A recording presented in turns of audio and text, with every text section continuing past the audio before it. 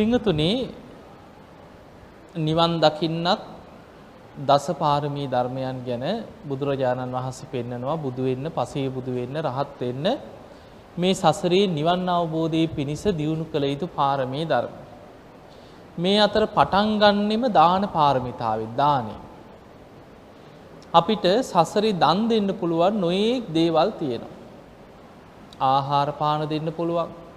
මිල මුදල් වලින් උදව් උපකාර කරන්න පුළුවන්. පොත්පත්, පෑන්, පැන්සල්, වියලි ආහාර පාන, ගෙවල් දොරවල්, ඉඩකඩම්, රෙදිපිලි නොයේක් දේවල් දන් දෙන්න පුළුවන්. හැබැයි මේ සියලු දේවල් අතර සබ්බ දානං ධම්ම දානං ජිනාති කියන උතුම්ම දාණය තමයි ධර්ම දානය. ඒ නිසා මේ පින්වතුන් අද දවසේ ධර්ම දානමේ විශාල පිනක් ජීවිතේ රැස් කරගන්න දවසක්.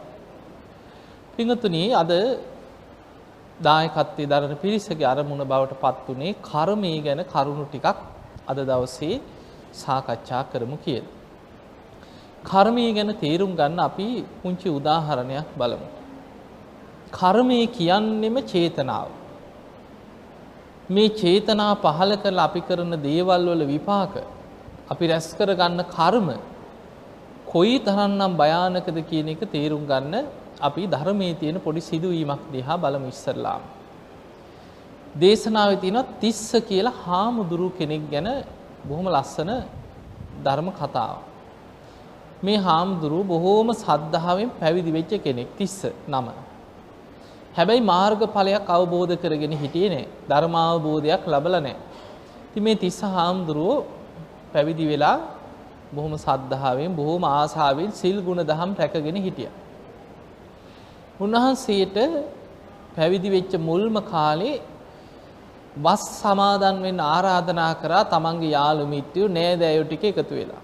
දැන් පළවෙනි වස් ආරාධනාව.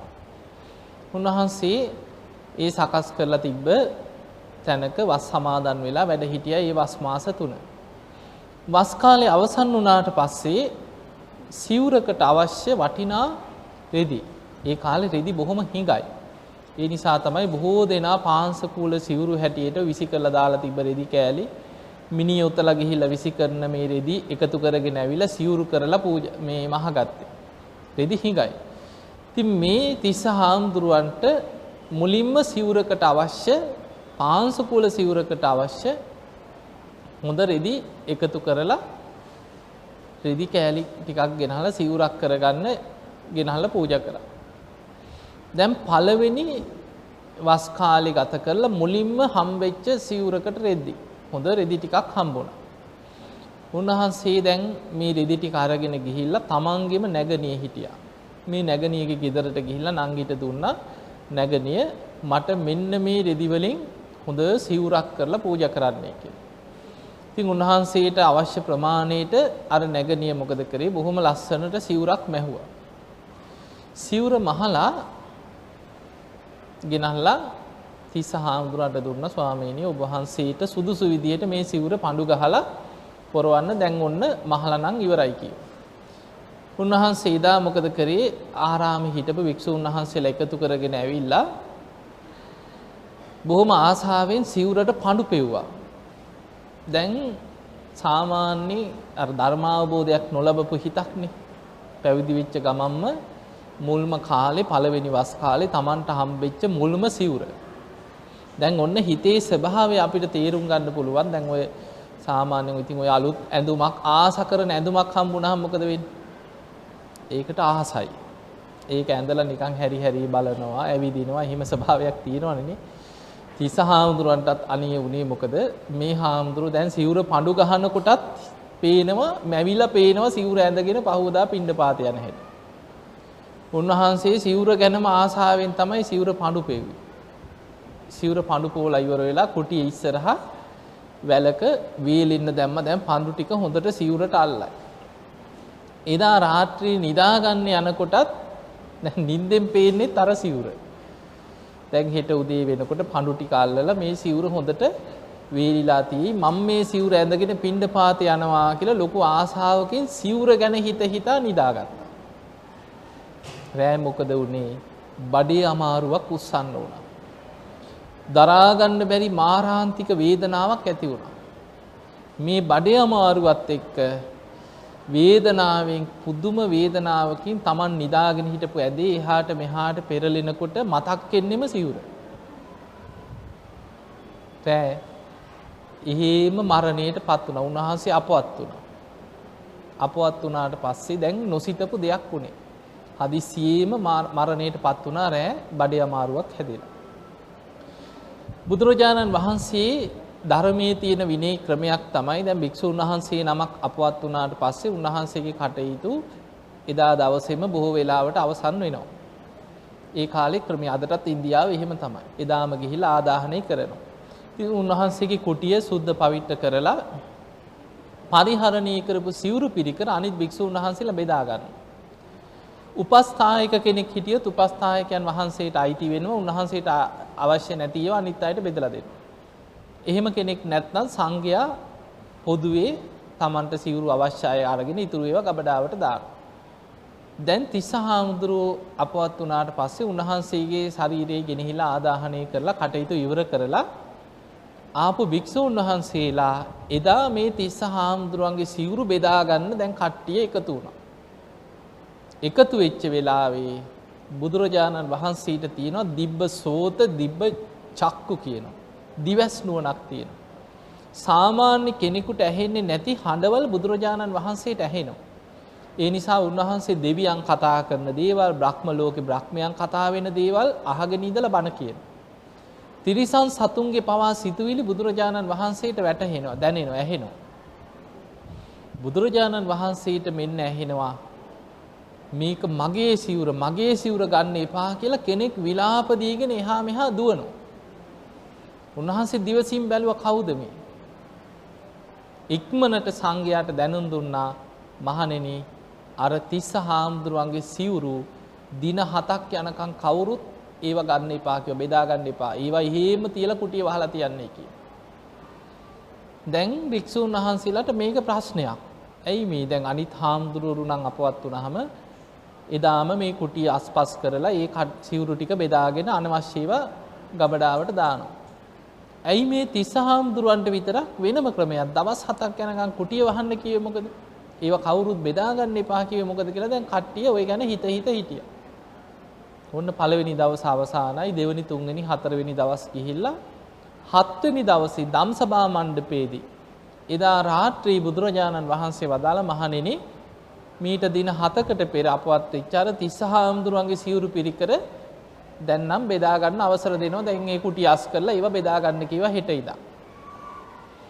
ඒ වෙලේ භික්ෂුන් වහන්සේලා අහනවා ස්වාමීනි භාග්‍යතුන් වහන්සේ ඇයි මේ තිස්ස හාමුදුරුවන්ට විතරක් ඔය වගේ වෙනස් කරේ මොකද? අන්න එතනදී බුදුරජාණන් වහන්සේ කාරණේ හෙළිදරව් කරා. බුදුරජාණන් වහන්සේ වදාලා මහණෙනි තිස්ස භික්ෂුව සිවුර ගැන ඇති වෙච්ච අසාමාන්‍ය ආසාවක් මරණ මංචකේ පවා බලවත් උනේ අර සිවුර ගැන ඇති වෙච්ච ආසාව. සිවුර ගැන ආසාවෙන් මැරිලා ඒ සිවුරෙම මැක්කෙක් වෙලා ඉපදිලා කි. බලන්න තමන් අර ආස කරපු සිවුරේ මැරිලා මැක්කෙක් වෙලා සිවුරේ උපන්නා කි. අර සිවුර බෙදා ගන්න භික්ෂුන් වහන්සේලා හදනකොට ඒ සිවුරේ එහාට මෙහාට දුවනවා. මගේ සිවුර ගන්න එපා මේක මගේ එක කියලා සිවුරේ එහා මෙහා දුවනවා මේ මැක්කා. ඒක දැකලා බුදුරජාණන් වහන්සේ ඉක්මනට සංඝයාට දැනුම් දුන්නා කවුරුත් මේක ගන්න එපා කියලා. දවස් 7ක් යනකම් ඇයි මැක්කෙක් කියන්නේ මේ අවුරුදු ගණන් ආයුෂ තියෙන සතෙක් නෙමෙයි. දින 7කින් මේ මැක්කගේ ආයුෂ අවසන් වෙලා මැක්ක මරණයටපත් වෙලා කරපු රැකපු සිල් ගුණ දහම් වල පිනමතු වෙලා මරණින් මත්තේ දිව්‍ය ලෝකේ උපදිනවා. බුදුරජාන් වහන්සේ වදාළ මහණෙනි දැන් ඒ කෙනා අර සිවුරෙම මැක්ක මරණයටපත් වෙලා දැන් දෙව්ලොව පහළ වුණා කියලා දිව්‍ය ලෝකේ ඉපදිලා කියලා. හැබැයි කවුරු හරි අර සිවුර ඊට කලින් අයිති කරගත්තා නම් දිව්‍ය ලෝකේ යන්න අවස්ථාව එන්නේ නැහැ. එහෙමනම් තරහක් වෛරයක් උපදිනවා මේක මගේ සිවුර මුන් ගත්තා කියලා කෙනෙක් ගැන වෛරෙන් මැරෙන්නේ එහෙනම් දවස් 7කින් මැරිලා සුගතිය යන්න අවස්ථාව නැති වෙලා අපායකට වැටෙනවා වෛරසිතකින් මැරිලා. එතකොට බලන්න මේක තියෙනවා ධම්මපදේ ওই කතාව.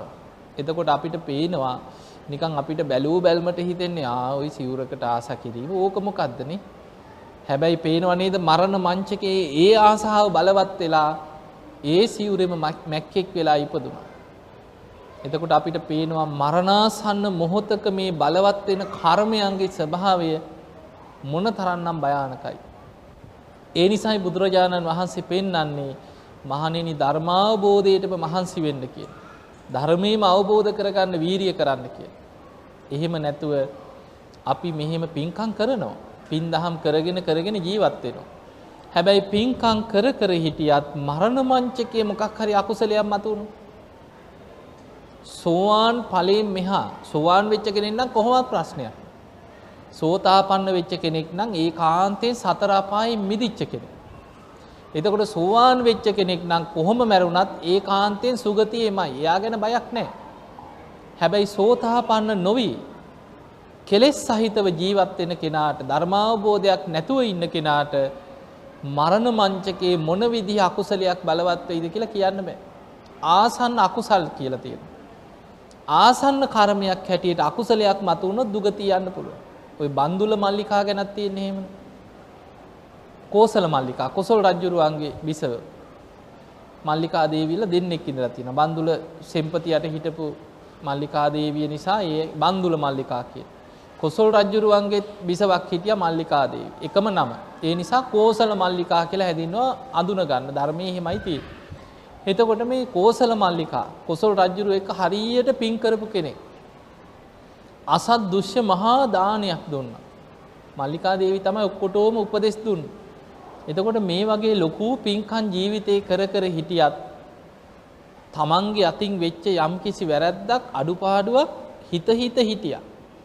අන්න ඒකයි භයානකම. මගේ අතින් මේ වගේ වැරැද්දක් වුණා නේද? මම මේ වගේ පව්කමක් කරා නේද? මම මේ වගේ වැරදි වැඩක් කරා නේද ජීවිතේ කියලා අර වෙච්ච වැරැද්ද අකුසලයේ ප්‍රහාණය කරන්නේ නැතුව ඒක හිත බලවත් කරගත්තා. බොහෝ දෙනෙකුට තියෙනවා පින්වතුනි යම් වැරැද්දක් වුණාට පස්සේ ඒක හිතෙන් අයින් කරන්න ඕනේ. සබ්බ පාපස්ස අකරනම් පාපී අකුසල් හිතෙන් දුරු කරන්න කියන බැහැර කරන්න. අපි කරපු පුංචි වැරැද්දක් හරි හිතන්න මොකද වෙන්නේ? වැරැද්ද හිත තුල හිතන්න කර්ම චේතනාව කියන්නේ කර්මය. චේතයිත්වා කම්මං කරෝති කායේන වාචාය මනසා කියන. චේතනා පහල කළා තමයි අපි යමක් හිතන්නේ. චේතනා පහල කළා තමයි අපි කතා කරන්නේ. චේතනා පහල කළා තමයි අපි ක්‍රියා කරන්නේ. එතකොට අපි හිතමු අපේ අතින් වෙච්ච මොකක් හරි ප්‍රාණඝාතයක් කියලා අපි සතෙක් මැරුවා. මොකක් හරි සතෙකුට ගලකින් ගහලා සතා මැරුණා කියලා හිතමු. බල්ලෙකුට පන්නන්න ගැහුවා. බල්ලා මැරුණා. දැන් අපි ඕක ගැන අපි හිතමු. දැන් ඕක අපේ ජීවිතේ වෙච්ච ප්‍රාණඝාතයක්. දැන් අපි ওই ගැනම හිතනවා. හැමදාම අපිට මතක් වෙනවා. අනේ මම මේ වගේ සතෙක් මැරුවා නේද? මගේ අතින් මේ වගේ සතෙක් මැරුණා නේද? දැන් ඕක අපි හිතන්න මොකද වෙන්නේ? දැන් අපි ගෙදර කට්ටිය එක්කත් හැම වෙලෙම කියනවා. අනේ දැන් මම බලන්න මට මේක මතක් වෙනවා. මගේ හිතට හැම වෙලෙම වද දෙනවා. මම මේ වගේ සතෙකුට ගලකින් ගහලා මේ සතා මැරුණානේ කියලා දැන් ඕකම කියනවා. හිතන්නේත් ඒකමයි. නිදාගන්න ගියත් මතක් වෙන්නේ ඒක. එතකොට අපි ඒ ගැන හිතන්න කියන්න ඒ ගැනම අපි සිහි කරන්න මොකද වෙන්නේ? අර අකුසලේ පොඩි දෙයක් වෙන්න පුළුවන් ප්‍රාණඝාතය. ඒ සතා මැරුණා ඉවරයි දැන්. හැබැයි ඒක හිතන්න හැම වෙලෙම ඒ මුල් කරගෙන කර්ම බලවත් වෙනවා. මරණ මංචකෙත් බලවත් කරගත්තොත් මැරෙන්න යන වෙලාවෙත් හිතුනොත් මම මේ වගේ දෙයක් කරා නේද කියලා ඒකම ඇති අපාය උපදින. එතකොට බුදුරජාණන් වහන්සේ පෙන්වන්නේ සබ්බ පාපස්ස අකරනම් පාපී අකුසල් කියන ඒවා හිතෙන් වඩන්නේ නැහැ. ඒවා හිත බලවත් කරන්නේ නැහැ. පාපී අකුසල් හිතෙනුත් අයින් කරනවා. අකුසල් වලින් වළකිනවා විතරක් නෙමෙයි හිතෙන් පවා වෙච්ච අකුසල් සියල්ල හිතෙන් අමතක කරනවා. අයින් කරනවා. බැහැර කරනවා. පාපී අකුසල් හිතෙන්ම දුරු කරලා දානවා. කුසලස්ස උපසම්පදා අපි කරන්න ඕනේ කුසල්. වඩන්න ඕනේ කුසල්. හැම වෙලෙම කරපු පින ගැනම හිතන්න ඕනේ. කරපු පින ගැනම සිහි කරන්න ඕනේ. ඒකත් කර්ම. කුසල කර්ම. එතකොට අපි කරපු කුසල කර්ම ගැන හිතන්න කුසල් බලවත් වෙනවා. අපි කරපු කුසල් ගැන කතා කරන්න කුසල කර්මේ බලවත් වෙනවා. ඒ නිසා චේතනා පහල කර කුසල් ගැන හිතනවා කරපු කුසල් බලවත් කරනවා. දැන් කෝසල මල්ලිකාවට උනේ කරපු පින්කම් ගැන හිතන්න බැරි වුණා. ඒක තමන්ගේ දුර්වලතාවය. ඒ තරම් මහා පින්කම් කර හිටියත් මරණ මංචකයේ මතක් වුණා අනේ මම මේ වගේ වැරද්දක් අකුසලයක් කරා නේද කියලා අර අකුසලයේ බලවත් කරගත්තා. ඒ අකුසලයේ බලවත් වෙලා දින කීපයක් අපායේ ඉපදුනා කියලා තියෙනවා. දවස් කීපයක් අපායට වැටුණා නිරේට. දැන් රජ්ජුරුව ගැන තියෙන්නේ රජ්ජුරුවොත් හිතුවා අනේ මේ කෝසල මේ මල්ලිකාව හරිය සද්ධාවන්තයි. හරියට පිංකම් කරා. ඒකාන්තයෙන් දිව්‍ය ලෝකෙම ඇති කියලා හිතුවා. හිතලා කල්පනා කරා අනේ බුදුරජාණන් වහන්සේගෙන්ම තමයි දැනගන්න ඕනේ මොන දිව්‍ය ලෝකෙද ඉපදුනේ කියලා. උන්වහන්සේ කියයි හරියටම ඉපදිච්ච දිව්‍ය ලෝකෙ කියලා බුදුරජාණන් වහන්සේ හම්බෙන්න එනවා. එනකොට ඈත තියා බුදුරජාණන් වහන්සේ දැක්ක රජ්ජුරුව නම් එන්නේ හොඳකට නෙමෙයි. රජ්ජුරුව එන්නේ මේ මල්ලිකා දේවිය ඉපදිච්ච තැන අහන්නනේ. බැරි වෙලාවත් අපායේ ගියා කියලා කියවට රජ්ජුරුව එකපාරට පිළිගනීද? නෑ, තරහ යන්නත් පුළුවන්. වෛරයක් ඇති වෙන්නත් පුළුවන්. බුදුරජාණන් වහන්සේට වෛර කරන්නත් පුළුවන්. රජවරු භයානකයි. ඊට පස්සේ බැරි වෙලාවත් දැන් ඒ වගේ එකපාරට රජ්ජුරුවන්ට පිළිගන්න බැරි දෙයක් ඇහුවොත් මොකද්ද මේ අපි කරපු පින්කම් වල විපාක මෙච්චර පින් කළත් අපායේ ගියා නම් කියලා ජේතවනේම විනාශ කරන්නත් බැරි නෑ.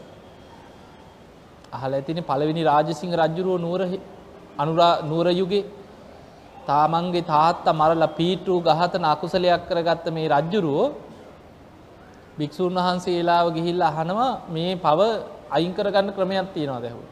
උන්වහන්සේලා කියනවා රජතුමනි කරන්න දෙයක් නැහැ කිව්වා ආනන්තරී අකුසලයක්. රජුරෝ ධර්මේ නම් තියෙන අපාය යනවා කියලා කිව්වා. Hindu ආගමිකයෝ කියා හිටියා ඕක පොඩි දෙයක් අපි සමා කරලා දෙන්නම් කිව්වා. පව් කමා කරන්න පුළුවන් කිව්වා. Hindu ආගම වැළඳගෙන විහෙර විහාර ගිනි තිබ්බා. පන්සල් ගිනි තිබ්බා. පොත්පත් ඔක්කොම එකතු කර කර ගිනි තිබ්බා. හාමුදුරුවරු කොහෙද ඉන්නේ? කපලා කොටලා මරන්න අන කරා.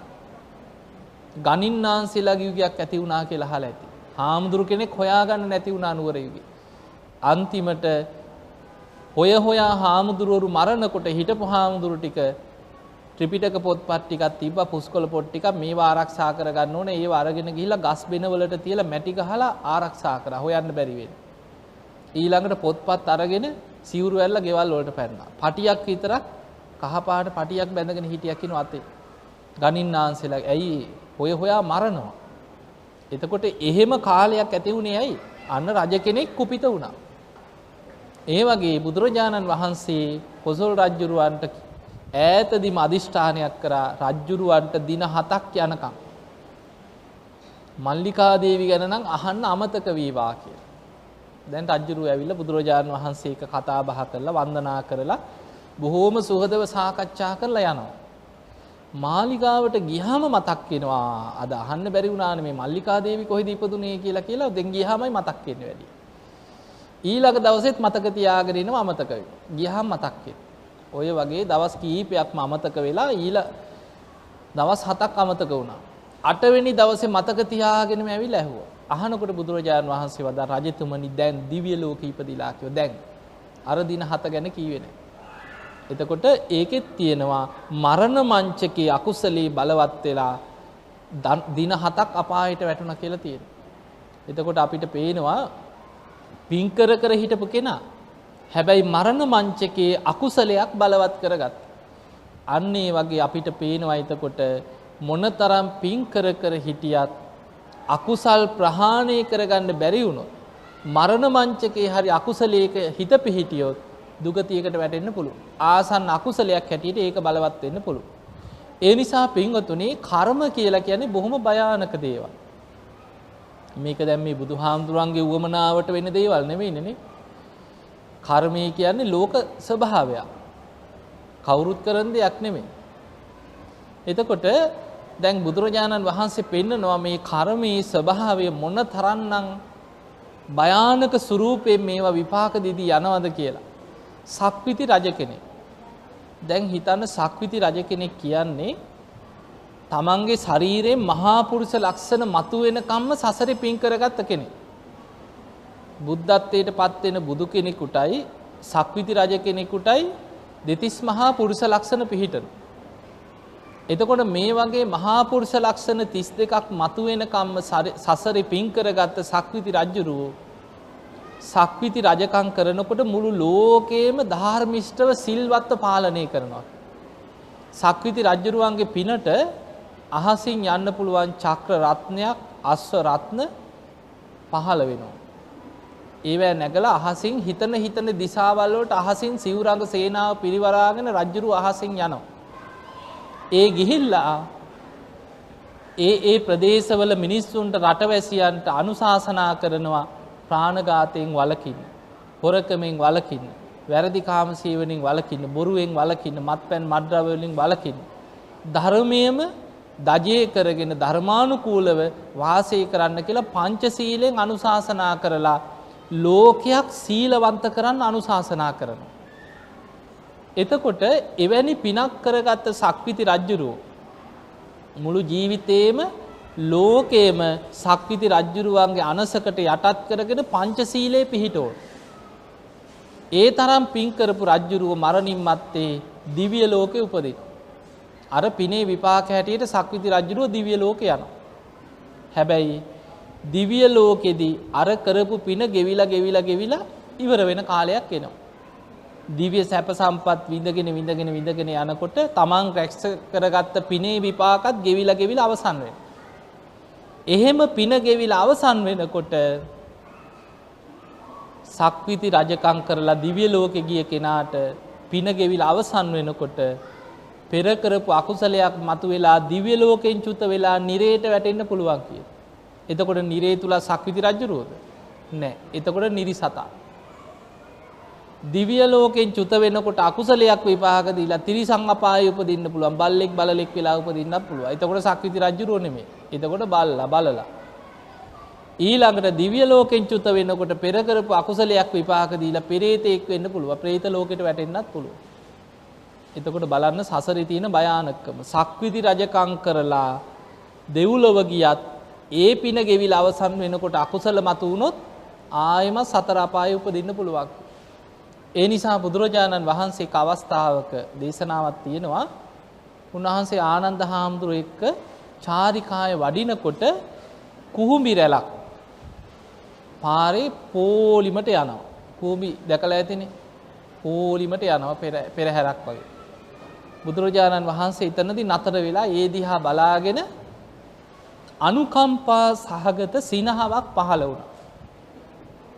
බුදු කෙනෙක් සිනහ පහළ කරන්නේ විශේෂ කාරණයක් අරබයා පමණයි.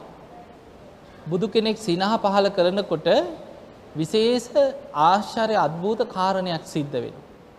ඒ තමයි බුදුරජාණන් වහන්සේගේ දළදා වහන්සේලා අතර සතර දළදා කියන. ඒ දත් හතරක් තියෙනවා. ඔක්කොම දන්ත ධාතුන් වහන්සේලා 49යි. එයින් ඉදිරිපස දත් හතරක් තියෙනවා. අපි කියන්නේ උල් දත් කියලා, රදනක දත් කියලා කියන්නේ. බුදුරජාණන් වහන්සේගේ ඒවා ඔක්කොම සමදන්ත සමානයි.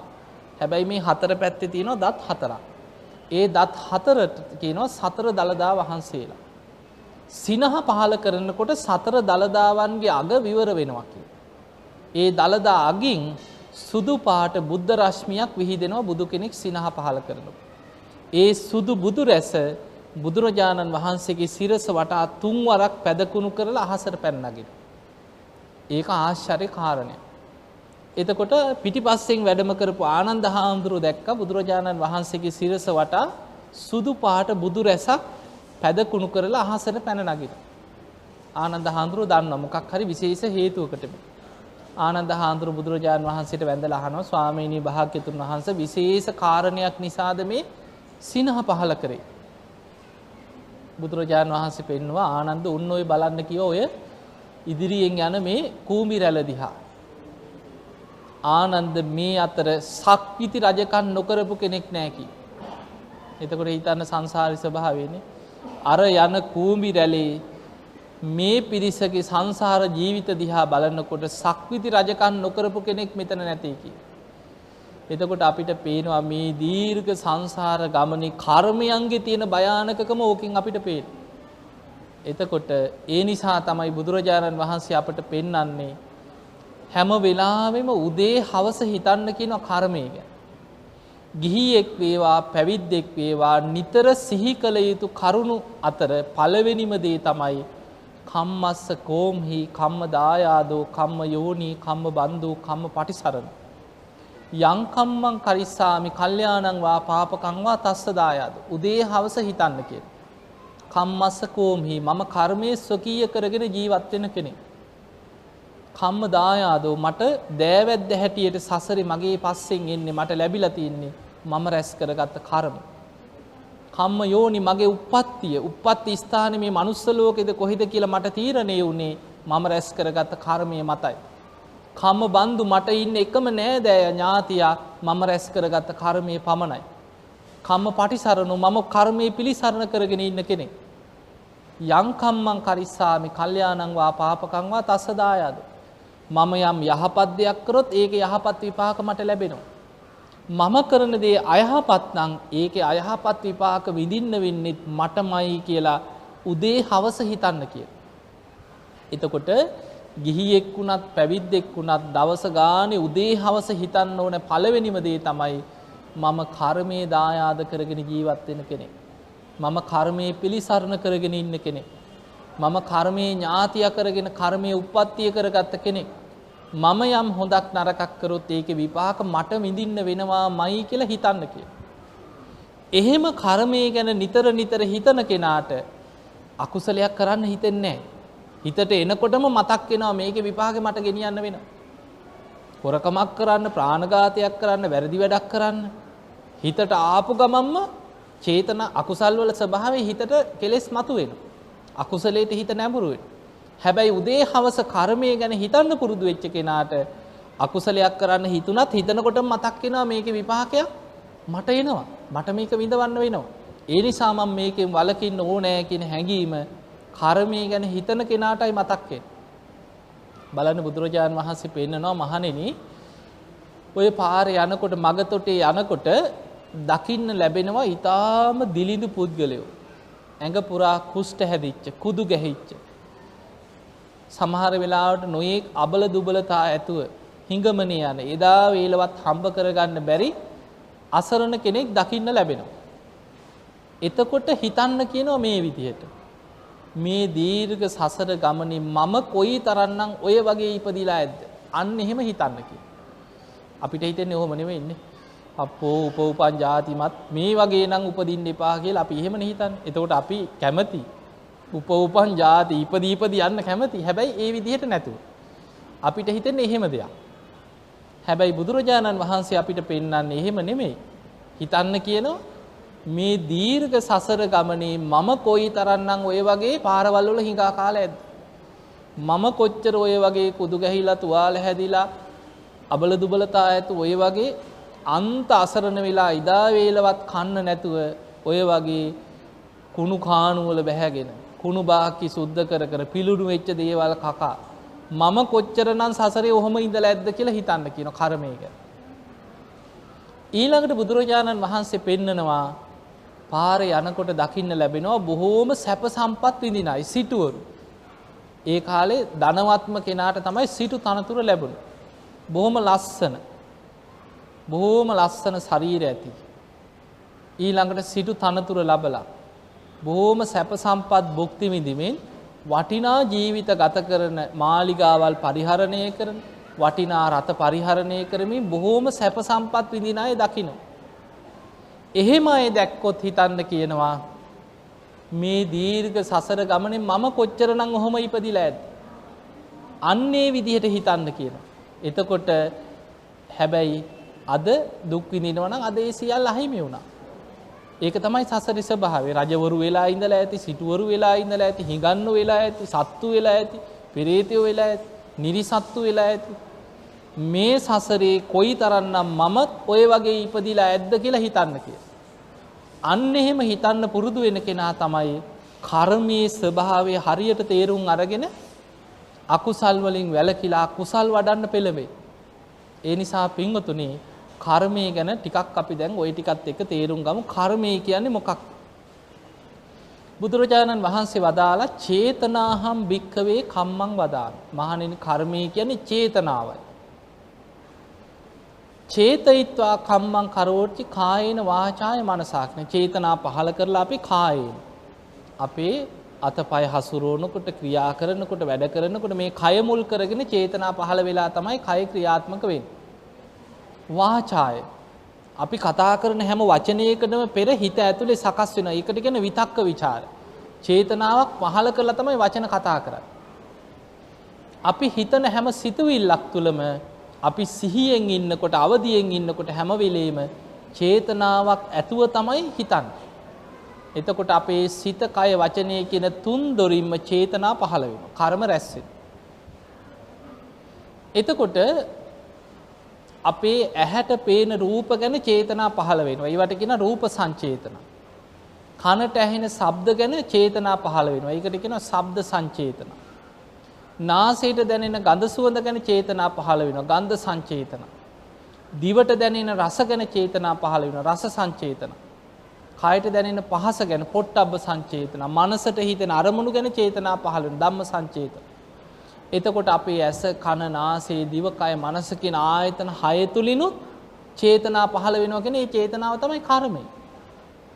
එතකොට ඔබට හිතෙන්න පුළුවන් දැන් අපි ඇහැ අරගෙන ඉන්න හැම වෙලාවෙම ඇහැට පේන රූප ගැන චේතනා පහළ වෙනවා.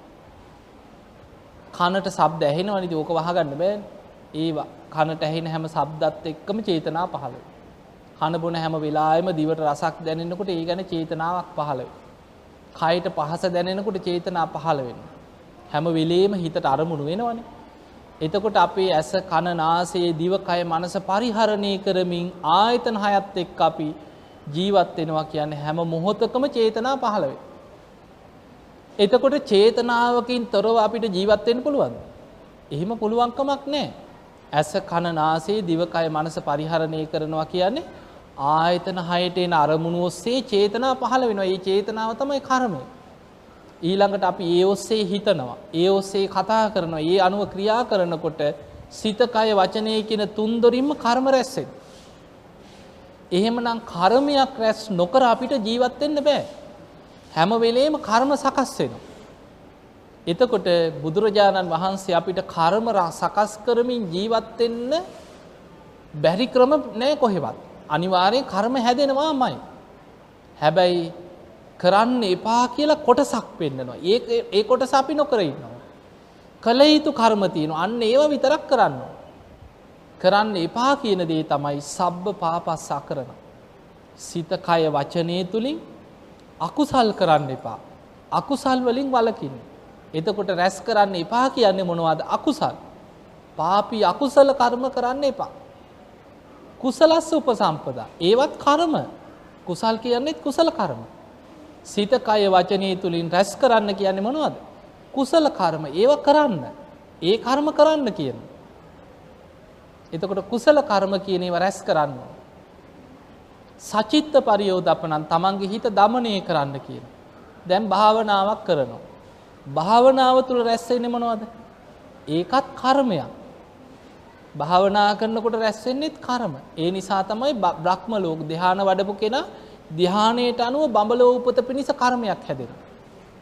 අරූප ධ්‍යාන වඩන කෙනාට අරූපී බ්‍රහ්ම ලෝකෙ උපදින්න කර්ම හැදෙනවා. එතකොට ධ්‍යාන වඩන කෙනාටත් රැස් වෙනවා කර්ම. භාවනා කරන කෙනාට රැස් වෙන කර්මයට කියනවා ආනෙන්ජාපි සංස්කාර කියලා. ඒකත් සංස්කාර. එතකොට බුදුරජාණන් වහන්සේ අපිට පෙන්වන්නේ අකුසල් කරන්න එපා, කුසල් වඩන්න. අකුසල කර්ම වලින් වළකින්න, කුසල කර්ම රැස් කරන්න. හිත দমনය කරන්න. ඒකයි බුදුරජාණන් වහන්සේගේ අනුශාසනාව. එහෙමනම් අපේ ජීවිතය තුළ අපි මේ කර්මයන්ගේ ස්වභාවය තේරුම් ගන්න. කර්ම විපාක පිණිස බලවත් රැස් නොවන තැනක් තියෙනවා. එකම තැනයි තියෙන්නේ. ඒ තමයි නිදාගෙන ඉන්න වෙලාවට. බුදුරජාණන් වහන්සේ පෙන්නනවා නින්දෙන්. දැන් අපි හීන දකින්නවනේ. හීනවලදී අපි ඔන්න දැන් අපිට සැබෑ ජීවිතේ අපි යමක් ආස කරනවා. හැබැයි ගන්න විදිහක් නැහැ. අතේ සල්ලි නැහැ. රෑ නිදා ගන්න ගියාම මතක් වෙනවා. අනේ මට මේක ගන්න තිබ්බනම් කියලා මතක් වෙනවා. මෙන්න හීනෙන් දකින්නවා ගිහිල්ලා මේක හොරකම් කරනවා. දැන් හොරකම් කරා. ඒක ඇඳගෙනත් ඉන්නවා. ඇඳුමක් කියලා හිතමු. ඇඳුමක් හොරකම් කරනවා හීනෙන් දකින්න ආස කරන දේ. දැන් නැකිට වෙනවා. නැකිටපු ගමන් අප්පා මං හොරකමක් කරා නේද? දැන් හොරෙද්ද? දැන් හොරකමක් වෙලාද? නැහැ. හීනෙන් දකින්න දෙයට විපාක පිණිස කර්ම සකස් වෙන්නේ නැහැ. ඒකේ විපාක ශක්තියක් නැහැ කියන. වඳයි කියන. බුදුරජාණන් වහන්සේ සිහින ගැන කියන කරුණු තුනක්. මහණෙනි සිහින කියන්නේ ජීවිතේ වඳ බව කිය. විපාක ශක්තියක් නැහැ කිය. සිහින කියන්නේ ජීවිතේ මුලාවක් කියනවා. සිහින කියන්නේ ජීවිතේ ඵල රහිත බවක් කියනවා.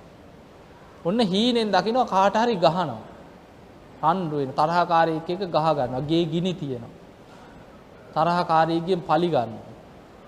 දැන් සැබෑ ජීවිතේ ඉෂ්ට කරගන්න බැරිව හීන වලින් පේනවනේ කොහොමත් නේ. ගහ ගන්නවා, ගිනි තියනවා, මරා ගන්නවා, හොරකම් කරනවා. ඔක්කොම පේනවා. දැන් නැකිටපු ගමන් මිනිමරුවේද? අපරාධකාරයේද? හොරෙද්ද? නෑ. සිහිනෙන් පේන දේවල් වල විපාක ශක්තියක් නෑ කිය. එතකොට අපි හීනෙන් දකින දේවල් වල අපි වැරදි අඩුපාඩු අකුසල් කරනවා හීනෙන් දකින්න පුළුවන්. හැබැයි ඒ තුල විපාක ශක්තියක් නෑ. හැබැයි ඔබ නැකිටලා ඉන්නකොට අවදියෙන් ඉන්නකොට සිහියෙන් ඉන්නකොට හැම වෙලෙම යමක් හිතනවද කියනවද කරනවද අන්න ඒවැ විපාක ශක්තියක් තියෙන. එතකොට හීනෙන් දකින්න දේවල් වල විපාක ශක්තියක් නැති වුණාට අවදියෙන් ඉන්නකොට නැකිටලා ඉන්නකොට සිහියෙන් ඉන්න හැම වෙලාවෙම යමක් හිතනවද කියනවද කරනවද එහි විපාක පිණිස කර්මයක් හැදෙනවා. ඒ කර්මත් විපාක දෙන ස්වභාවය වෙනස්. හැම කර්මයක්ම එකම විදිහේ විපාක ශක්තියක් නැහැ. කර්ම විපාක කියන ඒවා අපිට තේරුම් ගන්න පුළුවන් කමක් නැහැ. ඒක බුදු කෙනෙක්ගේ විෂයක්. කම්ම විපාකෝ අචින්තියෝ කියන. සාමාන්‍ය මිනිස්යාගේ සිතීමේ හැකියාව ඉක්මවා ගිය දෙයක් තමයි කර්ම විපාක. සමහර කර්ම තියෙනවා මෙලව මතුවලා විපාක දෙනවා. ඒවට අපි කියනවා ditta ධම්ම වේදනීය කර්ම විපාක. සමහර කර්ම තියෙනවා මේ ජීවිතේ විපාක දෙන්නේ නැහැ. මොනතරම් අකුසල් කර කර හිටියත් මේ ජීවිතේ හොඳට සැප විඳගෙන ඉන්නවා සමහර. ඒ අයට මරණින් මත්තේ ඊළඟ ජීවිතේ විපාකේ හම්බ වෙනවා. උපපජ්ජ වේදනීය. තව කර්ම තියෙනවා සසරෙන් නිවන් දකින්නකම් පස්සෙන් පන්න විපාක දෙනවා. ඒවට කියනවා අපරාපරිය වේදනීය කර්ම. හැම ආත්මිකම මතුවී විපාක දෙනවා. එතකොට කර්ම විපාක વિશે අපිට ඕන විදිහට තීරණය කරන්න බෑ. අපි නම් කියනවා අපි හිතන්නේ එහෙමනේ. බුදුරජාන් වහන්සේ පෙන්නනවා මහණෙනි කිරි මිදෙනවා වගේ බලාගෙන ඉන්නේ නැද්ද? එහෙම මේ කරපු දේ මේ වෙලාවේ විපාකෙන් නැහැ කිය. ඒ කර්මයන්ගේ ශක්තිය ඊට අනුව කර්ම විපාක දෙන ක්‍රමවේදයක් තියෙනවා.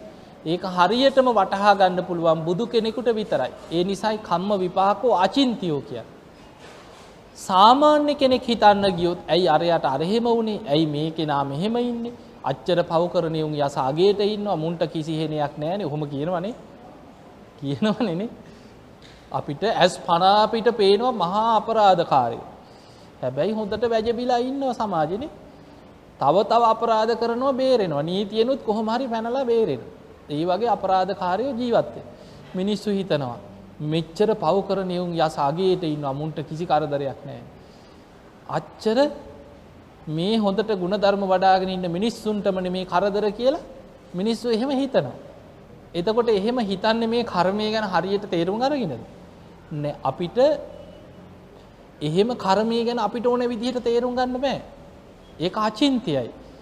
මේ ජීවිතේ අපේ අකුසල් බලවත් නම් මේ ජීවිතේ කරන පුංචි අකුසල් පව මතුවේ විපාක දෙන්නත් පුළුවන්. කෙනෙක් ඉන්නවා මේ ජීවිතේ ඉපදිලා තියෙන්නේ පෙර ලොකු පිනක් මත. පෙර කරපු පින බලවත්. ඒ නිසා මෙලව මොනතරම් වැරදි අඩුපාඩු අපරාධ දුස්සීලකම් කර වුණා ඉන්නේ පෙර පින බලවත් නිසා. පෙර පින ගෙවිලා ඉවර වෙනකොටම සමහර වෙලාවට රජකම් කරත් මහ පාරේ මැරෙන්න වෙනවා. දැන් බලන්න කොසල් රජුරුව ගැන තියෙන දඹදිව හිටපු විශාලම රාජ්‍යයක් තිබ්බ කෝසල ජනපදයේ පාලකයා කොසල් රජුරුව බලවත්ම පාලකයා. ශාක්‍ය වංශිකයෝ පවා කොසල් රජුරුවන්ට බදු ගෙවලා තියෙනවා. හැබැයි කොසල් රජුරුව මැරුණේ කවුරුවත් නැතුව අම්බලමක. එතකොට අපිට පේනවා රජකම් කරත් කවුරුවත් නැතුව කොසල් රජුරුව අම්බලමේ මැරුණේ. ඒක තමයි ස්වභාවය. ඊළඟට කර්ම විපාක කියන ඒවා කාටවත් බේරන්න බෑ. අපි බේරගන්න කොච්චර උත්සාහ කරත් බේරගන්න බැරි ඒවා තියෙනවා. ඒකනේ දැන් හිතන්නකෝ යසෝදරාව ගැන හිතන්නනේ. යසෝදරාව තමන්ගේ ගිහි ජීවිතේ ස්වාමියා වෙච්ච කෙනා ගිහි ජීවිතය අතහැරලා ගිහිල්ලා ලෞතුරා බුදු කෙනෙක් බවට පත් වුණා. තමන්ගේ කුසෙන් බිහිවෙච්ච දරුවා පැවිදි වෙලා රහත් වුණා. ශික්ෂාකාමීන් අතර අග්‍රයි රාහුල රහතන් වහන්සේ. හැබැයි තමන්ගේම තාත්තා සුප්‍රබුද්ධ රජුරෝ කොහෙද? නිරේ අද. තමන්ගේ සහෝදරයා දේවදත්ත අද නිරේ. එතකොට බේර ගන්න පුළුවන් උනා. එතකොට අන්න ස්වභාවය. පවුලේ දෙන්නෙක් නිරේ. කීප දෙනෙක් රහත් වුණා. අන්න ස්වභාවය. එතකොට අපිට පේනවා කර්මයන්ගේ ස්වභාවය තම තමන් රැස් කරගන්න කර්මානුව කාටවත් ඒවා වළක්වන්න බේර ගන්න පුළුවන් කමක් නැහැ. බුදුරජාණන් වහන්සේ ජීවමානව වැඩ ඉන්නකොටම ශාක්‍ය ජනපදයේම විදුඩබ රජුරු ඇවිල්ලා කපලා කොටලා ශාක්‍ය වංශිකයෝ සමූල ඝාතනය කරා. එතකොට අපිට පේනවා බුදුරජාණන් වහන්සේගේ නෑදෑයෝ ටිකත් කපලා කොටලා මරලා දැම්ම විදුඩබ රජුරු. අන්න තමන් රැස් කරගත්ත පෙර අකුසල විපාක බුදුරජාණන් වහන්සේ 3 වතාවක් බේර ගන්න හැදුවා. ආයෙමත් කර්ම එනකොට උන්වහන්සේ බැලුවා මොකක්ද මේ පෙර කරපු අකුසලයක්. බලනකොට සංසාරේ කරපු අකුසල විපාකයක් ඥාතීන්ට මේ විපාක දෙන්නේ. 3 වෙනි වතාවේ බුදුරජාණන් වහන්සේ නිහඬව. එතකොට අපිට පේනවා මේ කර්මයන්ගේ ස්වභාවය. ඒ නිසා පින්වතුනි කර්මය ගැන හොඳට හිතන්න. ඔය කියපු ටික හොඳට සිහි කරගෙන උදේ හවස කර්මය ගැන සිහි කරන්න පුරුදු වෙන්න. කොහොමද බුදුරජාණන් වහන්සේ අපිට පෙන්වුවේ ගිහියෙක් වුණත් පැවිද්දෙක් වුණත් නිතර හිතන්න කියන කම්මස්ස කෝම්හි කම්ම දායාදෝ කම්ම යෝනි කම්ම බන්දෝ කම්ම පටිසරණ යං කම්මං කරිස්සාමි කල්යාණං වා පාපකං වා තස්ස දායාදෝ මම කර්මයේ ස්වකීය කරගෙන කර්මයේ දායාද කරගෙන කර්මයේ ඥාතිය කරගෙන කර්මයේ පිළිසරණ කරගෙන ජීවත් වෙන කෙනෙක්. මම කරන හොඳ නරක කර්මයන්ගේ විපාක මටම ගෙවන්න වෙනවා මම විඳවනවා කියලා කර්මය අනුව හිතනවා නම් අකුසල් වලින් වළකින්න පුළුවන්. එහෙමනම් ඔබ හැමදෙනාම දැඩි අදිෂ්ඨානයක් ඇති කරගන්න. මේ ලැබිච්ච දුර්ලභ මනුස්ස ජීවිතයේ තුල බුදුරජාණන් වහන්සේගේ ශාසනයක් ලෝකෙ පිහිටන කාලේ ධර්මය ඇහෙන කාලේ ඉපදුනා. කර්මය ගැන යම් දැනුමක් අවබෝධයක් අද අපිට තියෙනවා. එහෙමනම් සියලු බුදුරජාණන් වහන්සේලා අපිට පෙන්වන අනුශාසනාවක් තියෙනවා. සබ්බ පාපස් අකරණම් පාපී අකුසල කර්මයන්ගෙන් වළකින්න. කුසලස්ස උපසම්පදා කුසල් දහම් කුසල කර්මවල රැස් කරන්න. ඒවැ යෙදෙන්න. සචිත්ත පරියෝදපණං හිත දමනය කරගන්න. ඒතම් බුද්ධානුශාසන මමත් මේ බුද්ධානුශාසනාව තුළම පිහිටලා ධර්මයේම අවබෝධ කරගන්න මහන්සි ගන්න කෙනෙක් බවට පත් වෙනවා කියන අදිෂ්ඨානය හැම දිනාම තමන්ගේ ජීවිතය තුළ ඇති කරගන්න.